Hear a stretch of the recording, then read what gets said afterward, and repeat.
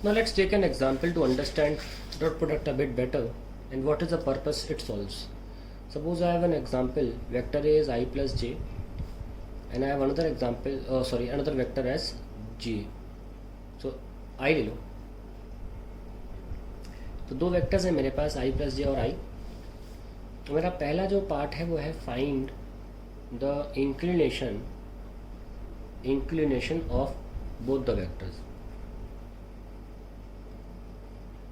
Vectors, और दूसरा है find the angle between the vectors.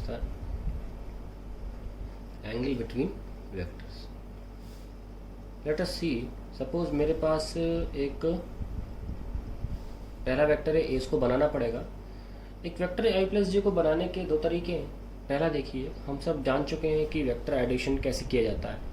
आप आई प्लस जे को ऐसे सोचिए, एक वेक्टर आई है, मैंने बताया था आई हमेशा एक्स एक्सिस की डायरेक्शन में होता है, और दूसरा वेक्टर आपको जे दे रखा है. और आप आई प्लस जे कैसे करोगे? ऐसा एग्जाम्पल हम ले चुके हैं. कोई भी दो वेक्टर्स को जोड़ना है तो उनकी हेड टेल को जोड़िए, टेल टेल को जोड़िए, उनको टच कराना ज़रूरी है. मोटा मोटा मैं ये कह रहा हूँ.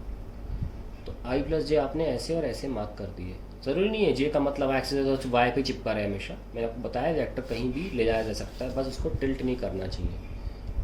तो आई प्लस जे मना कर दिया. अब मैं बता चुका हूँ, या तो आप ट्राइंगल लॉ को ध्यान में रख के सॉल्व कर लो, क्योंकि आपने हेड टू टेल जोड़ा है. आप पैरेललोग्राम भी लगा सकते हो, but I don't want to make so many lines. So आप सिंपली ट्राइंगल लॉ सोच के कर लो. या बात ध्यान में रखो, इनिशियल जब पेन आपका चलना चालू हुआ था, यहाँ से चालू हुआ था, ख़त्म यहाँ पे हुआ. इन दो पॉइंट्स को जोड़ दीजिए, एरो बना दीजिए, ये आपका आंसर है. तो i plus j, this is the required vector. और इंक्लिनेशन का मतलब होता है एक्स एक्सिस से एंगल क्या है. ठीक है, तो आई प्लस जे का एंगल कैसे देखेंगे? Simple trigonometry. एक राइट एंगल ट्राइंगल में ट्रिग्नोमेट्री लगाना बहुत आसान होता है. परपेंडिकुलर 1, क्योंकि जे की वैल्यू 1 होती है. बेस 1 कितना आया? 1. थीटा कितना है? 45 degree. That is the inclination of the vector. If you make a notice what actually just did to find the angle of inclination, आपने किया coefficient of j upon coefficient of i, ये किया आपने. तो ऐसे आपको इंक्लिनेशन मिल जाता है किसी वेक्टर का. ए पार्ट हो गया पहले का. बी पार्ट, हमें अब जे वेक्टर का इंक्लिनेशन चाहिए. ये अपने आप में वेक्टर जो है वाई एक्सिस की दिशा में है ना. इंक्लिनेशन मतलब हमेशा होता है इस डायरेक्शन से एंगल, सबको पता है 90 डिग्री है. तो आंसर आ गया theta equals to 90 degree.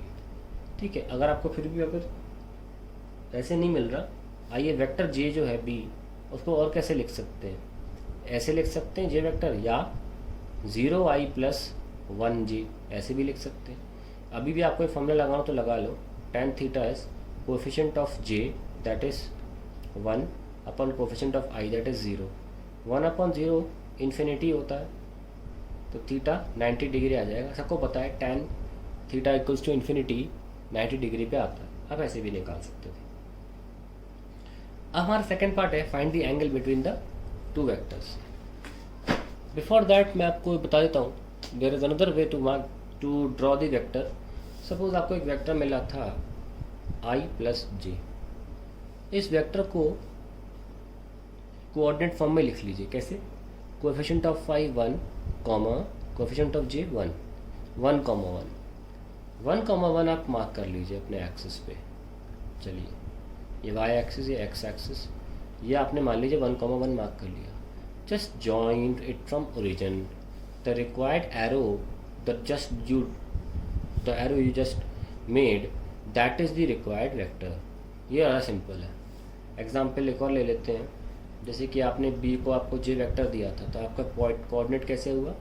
i का तो कुछ है नहीं 0, कॉमा j का है 1, तो 0 कॉमा 1 बनाइए. ये लीजिए 0 कॉमा 1, ये एरो बना दीजिए, देखो वेक्टर बन गया. तो ये भी एक तरीका अच्छा है कोई भी वेक्टर बनाने का. इसमें और लाइंस फालतू में बनानी नहीं पड़ती. ठीक है. Now the second part we had was to find the angle between the two vectors.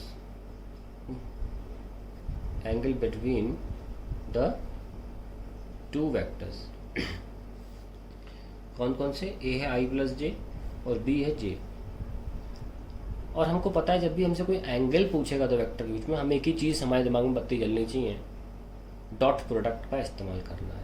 A dot B is equals to A B cos theta.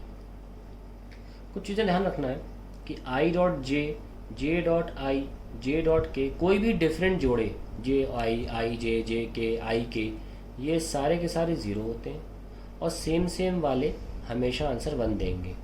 J dot J 1, के डॉट के 1, सेम सेम वाले हमेशा answer 1 देंगे। इसका reason suppose हमें I dot I की value निकालनी है, ठीक है। आई एक्स एक्सिस होता है और आई भी एक्स एक्सिस होता है, दूसरा आई भी तो एक्स एक्सिस ही हुआ। तो आई डॉट आई में ज़रा ए बी कॉस थीटा लगाओ। ए मतलब आई का मैग्नीट्यूड 1, बी आई है खुद 1, और दोनों के बीच में एंगल कितना है 0, तो कॉस 0, तो 1 इंटू 1 इंटू 1, 1 ही तो आया। दैट इज़ वाई जितने भी सेम सेम वाले डॉट प्रोडक्ट होंगे उनका हमेशा आंसर 1 आएगा। अब हम आगे आंसर क्वेश्चन को आगे बढ़ा सकते हैं। चलिए देखिए कैसे बढ़ाना है। सपोज हम करें a dot B is equals to A B cos theta. A है i plus j dot b है j. I think we took आई, चलो कोई बात नहीं, आई थिंक हमने क्वेश्चन में आई दिया था, कोई बात नहीं, लेकिन पूरा क्वेश्चन हम जे से कर रहे हैं तो अब जे ही कंटिन्यू कर लेते हैं। It will not matter. Now a जो है वो आपका आई प्लस जे है, तो उसका मैग्नीट्यूड क्या होगा 1 square plus 1 square. Previous video में बताया जा चुका है कि कोई वेक्टर गिवन होगा तो उसका मैग्नीट्यूड कैसे लिखते हैं। जस्ट फॉर रिकैप बता दूँ, अगर कोई वेक्टर ए गिवन है ऐसे x i plus y j plus z के, तो उसका मैग्नीट्यूड होता है बिना एरो के x square plus y square plus z square. That is the coefficient of the i j के, इसका square and then add and then square root. तो यहाँ पे आई जे की कोफिशिएंट क्या है 1 और 1, तो 1 का स्क्वायर प्लस 1 का स्क्वायर का रूट, और जे का तो सबको पता है 1 ही होता है, and then we can write cos theta. ना बारी बारी मल्टीप्लाई करो, जैसे छोटे बच्चों की तरह आप दो ब्रैकेट्स को मल्टीप्लाई करते हैं वैसे ही। आई डॉट जे 0, जे डॉट जे 1, ये √2, ये 1 और ये कॉस थीटा। तो कॉस थीटा क्या हुआ 1/√2, तो थीटा कितना हुआ 45 डिग्री। तो आप देख सकते हैं कि हमारे दो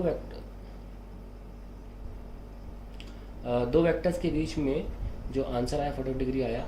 अगर आप नोटिस करें तो अगर इसी में बनाने की कोशिश करूँ, ये लीजिए आई प्लस जे, तो ये एंगल पूछा गया था, है ना, थीटा इज 45 डिग्री। दो वेक्टर्स के बीच में हम एंगल निकाल सकते हैं यूजिंग डॉट प्रोडक्ट।